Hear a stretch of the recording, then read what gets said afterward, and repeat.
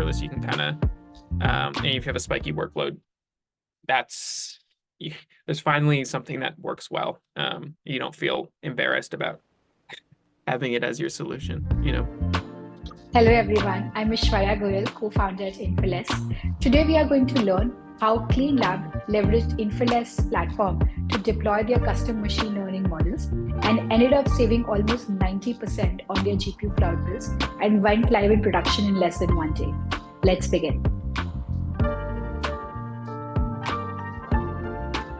Use Inferless as part of our TLM, Trustworthy Language Model service. So the TLM is a wraparound large language models that enables the delivery of a trustworthiness score along with a response as you'd get from a traditional LLM.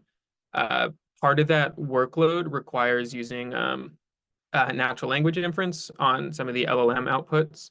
And that NLI workload is what we're currently using Inferless for.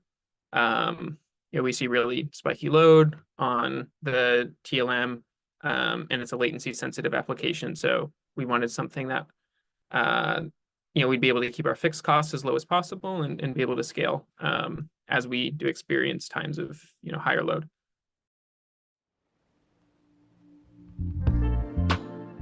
Before Inferless, there was really tricky kind of cost-benefit trade-offs on more traditional kind of cloud GPU providers.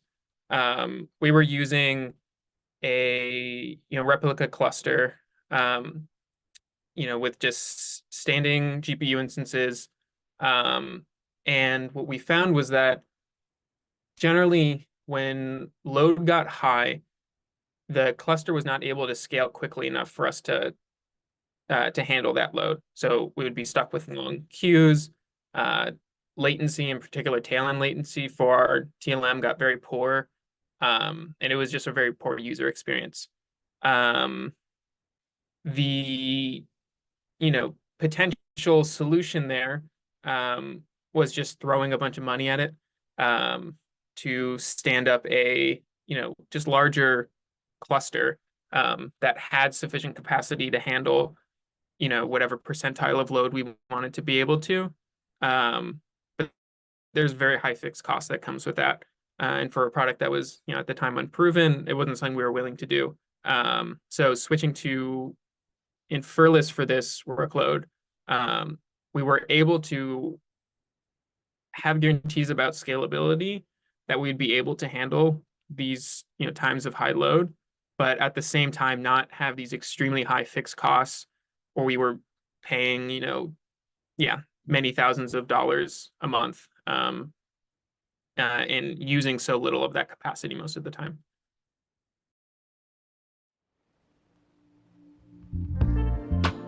I mean, there's a lot of things. It was very easy to set up.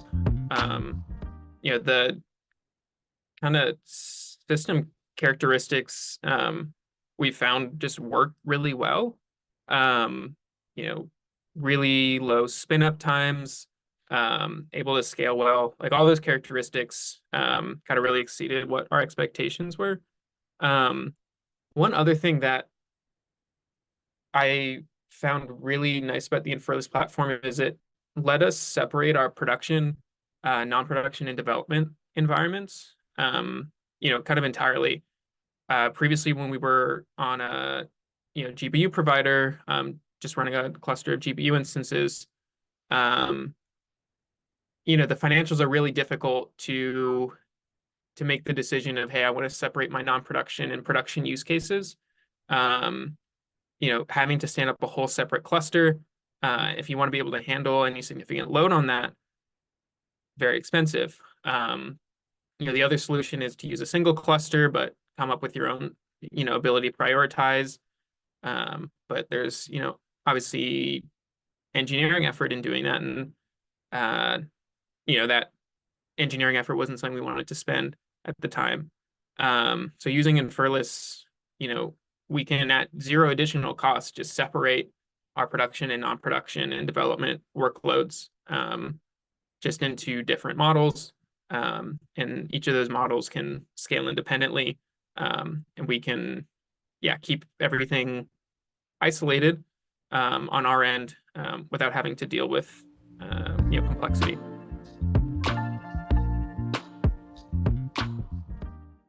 Yeah, I mean the impact is big. It has allowed us to keep our fixed costs very, very low. Um, so we're able to do, to scale the cluster down when it's not in use almost to zero. Scale the model replicas down almost to zero. Because we are comfortable with the cold boot time. We know that when we start seeing load that Inferless will be able to respond quickly to, kind of rev up the model and get those replicas up and running quickly enough to start serving the load. So yeah, the fixed costs have gone down, yeah, tremendously from when we were, using a GPU cluster versus switching to Inferless.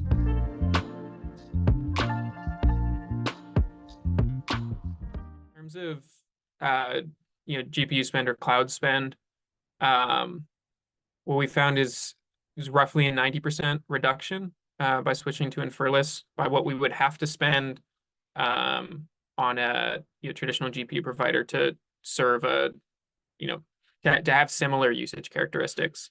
So we were able to reduce 90% by switching to Inferless. Reduce DevOps costs, that's tricky to estimate.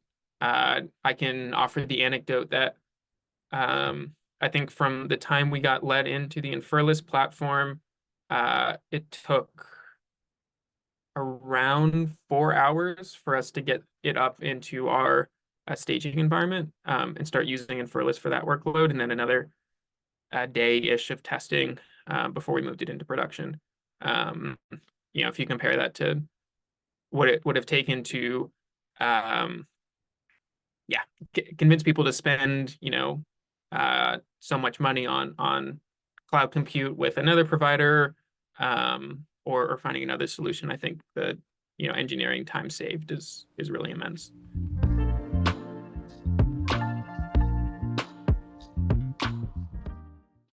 I think the clearest use case is um, any use case where the workload is spiky or unpredictable, where using a GPU cluster and trying to scale in real time to respond to things is not going to be practical.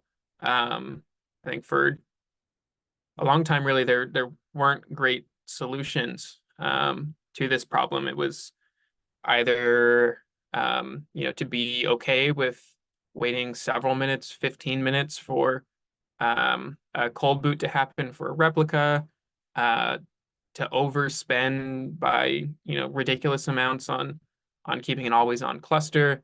Those are kind of the only solutions for a while to this. But yeah, with Inferless, you can kind of, and if you have a spiky workload, that's there's finally something that works well. You don't feel embarrassed about having it as your solution.